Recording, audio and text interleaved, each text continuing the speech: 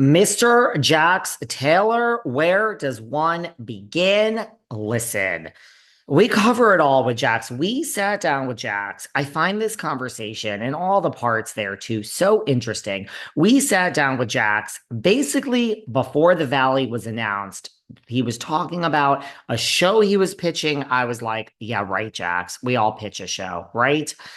It was the Valley. Who knew? So before Scandival, before the Valley, before his separation from Brittany, we sat down with Jax. Now, I'm going over these videos. I'm going over this chat, and I find it so interesting. These have never before been seen.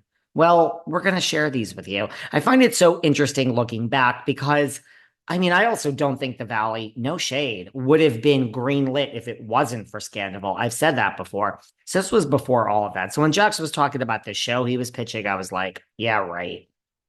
Little did I know, but it's so interesting foreshadowing the Valley. And I mean, just of course, I'm reading into so many things that he says now about his marriage to Brittany, now that they're being separated. I mean, this wasn't that long ago, but this chat supersedes all of that. So, did we see Easter eggs in there? Did we see some foreshadowing? I don't know, but let's listen. Let's see what we can find out. I get it. Were you shocked that LVP wasn't at Chino's wedding?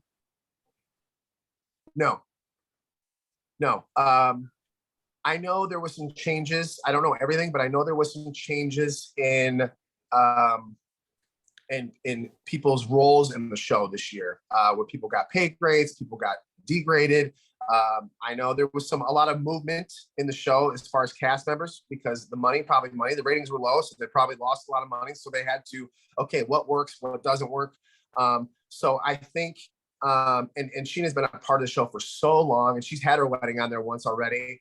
I'm thinking that's what it is. I don't talk to Lisa Vanderpump, so I don't know, but I'm guessing that she went to the first wedding.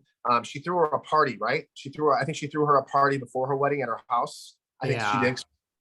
So I think she did the best that she can or could. But no, I'm not too surprised. I'm not too surprised. I mean, it is. She is who she is. Where are you guys? Like, I know you don't really speak anymore, right?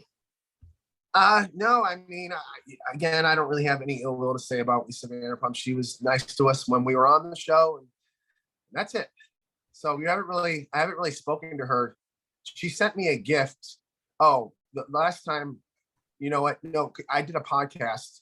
It's funny you asked this. So I did a podcast, and people reached out right after my son was born. Has Lisa reached out to you? And I said, this was like on a Monday, right? Doing a podcast. I'm like, no, she hasn't reached out to me about my kid or congratulated me at all. The next day, there was a gift on my front door.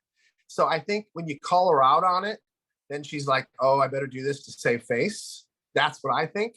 I think she was doing it more to save face, not to be like, oh, because she didn't congratulate myself. She didn't congratulate Stassi. And we were all part of Lisa's life for many, many, many, many years. We made her a lot of money, a lot of money. I don't need a gift, but a phone call or a text saying, hey, congratulations on your new son. I'll leave it at that. But I think the fact that I said something about it on a podcast and the next day there was a gift on my front door. Again, I'll leave it at that. I'm not going to dig into You it. think she heard the podcast and someone Yeah, said at least, wow. maybe not heard it or got wind off of it from some other platform. Somebody said, hey, something that, maybe somebody said something and she got wind of it via social media. There was nothing negative. I just didn't hear from her. I was kind of shocked. I thought for sure she would give me a call and say, hey, congratulations, Jax. Look how far you've come. And, I'm so happy for you. She was there for our wedding and gave us a Tiffany tea set, a beautiful Tiffany. Like, this is an even bigger thing. We had a child. Like I said, I wasn't looking for a gift, but a phone call, like just to say, hey, Jax, I love you. I know I don't see you much anymore. Again, I don't know if this is me just getting older and just like the way I handle myself. I would have just given a phone call. I would have liked the phone call. That's all. I'm not too old school. I'm not too asking too much, but a phone call would have been, at least, not if you don't want to do it to me, at least to my wife who had a hard pregnancy, just to say, hey, listen, I know it was a tough pregnancy for you, but you have a beautiful son, and I just want to let you know we're thinking of you. That's it. Hang up. That's all. I mean, I know she knew we were all pregnant, so I don't know. That hurts. It hurt my feelings a little bit. I'm over it. Probably hurt my wife's a little more. But yeah, like I said, I was hurt by that. I felt like since we left the show, everybody kind of just like went away. Nobody knew So it's okay. It is what it is. It's part of being in Hollywood. Gotta have thick skin, I guess. If you called Lisa today and said, "Hey, it's Jax," or sent her a text and said, "I really need to speak to you," do you think she would call you back? I don't know. That's a great question. I don't know. I really, really don't know. Um, yeah, I thought we were a lot closer than that, to be honest. I mean, there was times even off the show, she would call me to her house, and God's honest truth, and just have heart to heart. She would cry to me. She would, because this in like season 5 and 6, when I was taking the brunt of everything. I don't remember. There was a couple seasons where pretty much everybody was on me. Right? You got to have some really thick skin. Okay, so because not only do you have to go through this, then you got to rewatch it again when it comes back out. Then you got to revisit comments and everything that comes back at you again. Right? So you got to have some thick skin. Yes, I know we're getting paid well. I know that's the first thing people say is you're getting paid well. Yes, but mental health is a real thing. There's a reason why, I thought this too, like, before I was on TV, when celebrities would kill themselves, or you always hear this, God, you're like, how could this guy kill himself? You're Heath Ledger. You're the most amazing actor and this and that, and you have all the money in the world. I always thought in my head, like, God, if you get to that point, like, how could you be depressed? I'm nowhere near that level, but I understand now. I get it. It's not about the stuff. It's about just the people coming down on you and like grilling you, and you're on a television show, and it's just kind of like, God, I'm getting it from all angles. And like I said, the mental health is a real thing. Like I said, I know we're compensated very well, but sometimes money, it's not. That aside, you take a lot of heat. So going back to what I said, sometimes I digress. I apologize. But she would call me over to her house, and she would be crying, sitting right in front of me, crying in her living room. How do you deal with this? How do you deal with this? I guess there was some time. I don't watch Housewives, but she would say, Kyle was coming at her hard, or some of the housewives are coming at her hard and grilling her. How do you get through this? What do you do? And she's like, and that was probably one of the most vulnerable states I've ever seen her in, and that I actually felt appreciative, because she's like, I understand what you go through. I get what you go through. There were some times where I was like, okay, she does have a heart. She isn't just Lisa the Ice Queen, she does have a heart sometimes. So, there was those vulnerable times where I thought, okay, maybe we were a little closer than I thought, because it was off camera. She wasn't trying to put on a show. She would just call me over and cry and be like, how do you do it? What do you do? And I was taken back, because she was on the show a lot longer before me, So I don't know where we're going with this, but where was it going with this? Well, I guess so. What? So like, right, because you had it bad. It was obvious. Everyone came for you, and she would call you and say, because she did have it bad in the end. She would call you to the house and say, what, like, people are hating on me because of Kyle and all this. Yeah.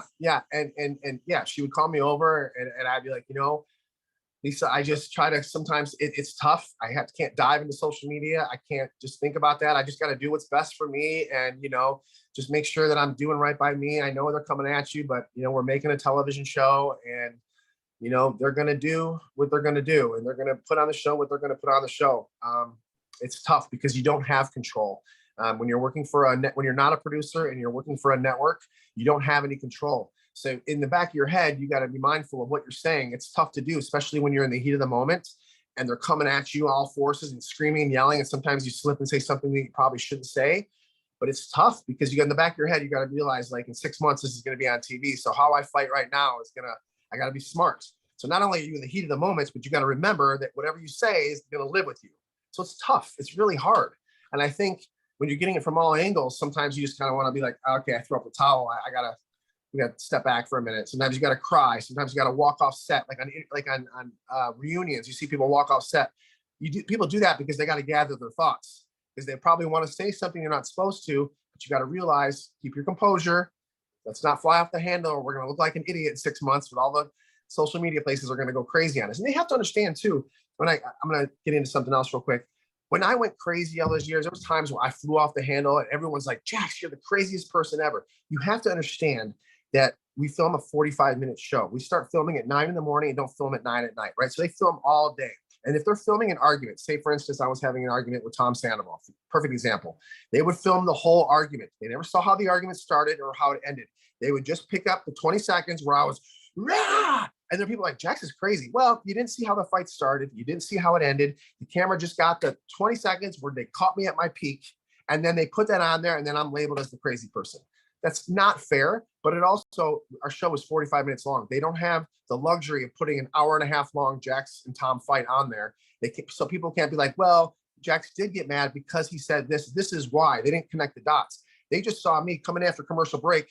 Fuck yeah, blah, blah, blah. And they're like, whoa, what's wrong with Jax? And, you know, they didn't understand where it was all coming from all the time. I couldn't explain myself. And like I said, the show's 45 minutes long. There's 6 different storylines, so they can only dab into a couple, and then the show's over. You know, I could never explain myself why I went crazy or why I did this or why I went that. So it was tough. The editing, you don't have any control.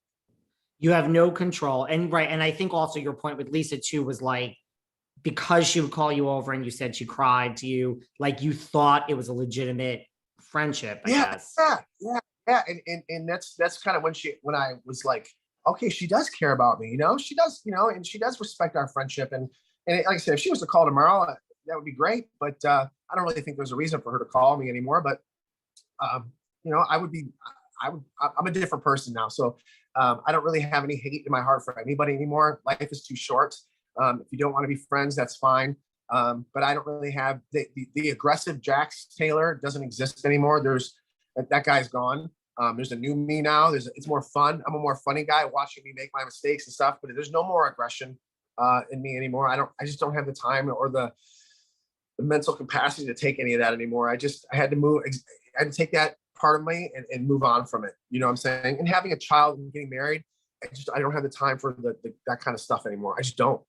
You know? Well, I mean, it takes a toll on you. Yeah. If you and Brittany ran into Lisa, you know, it's a small world in Hollywood. I mean, maybe you travel in different circles, but like, would it be awkward? Like, what would you guys say? That's a great question. I would obviously go up, give her a hug, hope you're doing well. You know, I'm a very just, you know what, just do the right thing, you know, say the right thing and move on. And there's no reason to be catty in my situation right now. I don't know, I'm not speaking for anybody else, but there's no reason in my life right now to be catty or ill will. Like I said, it's just, there's no reason for it right now. You know, just be happy, be a good person, do the right thing, and move on with your life. What about Stassi? Because it seems like, I mean, you've mentioned her a few times here. It seems